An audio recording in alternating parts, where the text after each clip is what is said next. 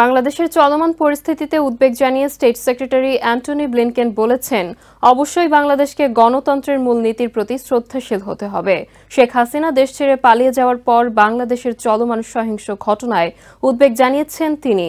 এদিকে বাংলাদেশের সহিংসতায় নিহত ও অসংখ্য আহত হওয়ার ঘটনায় দুঃখ প্রকাশ করেছে অস্ট্রেলিয়া।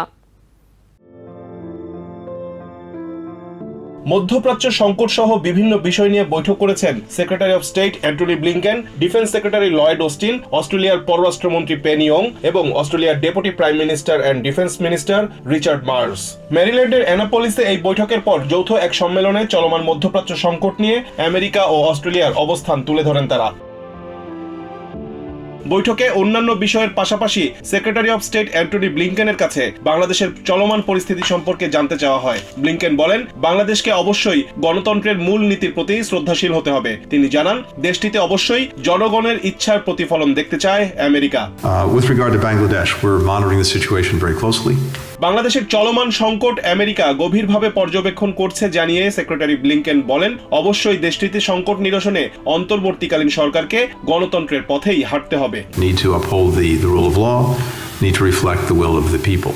যৌথ এই সংবাদ সম্মেলনে বাংলাদেশের পরিস্থিতি নিয়ে কথা বলেছেন অস্ট্রেলিয়ার পররাষ্ট্রমন্ত্রী পেনি ইয়ং। তিনি জানান, আমেরিকার মতো অস্ট্রেলিয়াও চায় বাংলাদেশে গণতান্ত্রিক চর্চা হোক।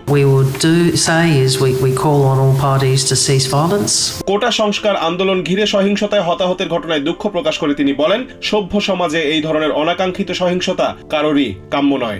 Nations concerned about the violence and tragic loss of life in Bangladesh. Rizwan Kader, TVN 24 news desk.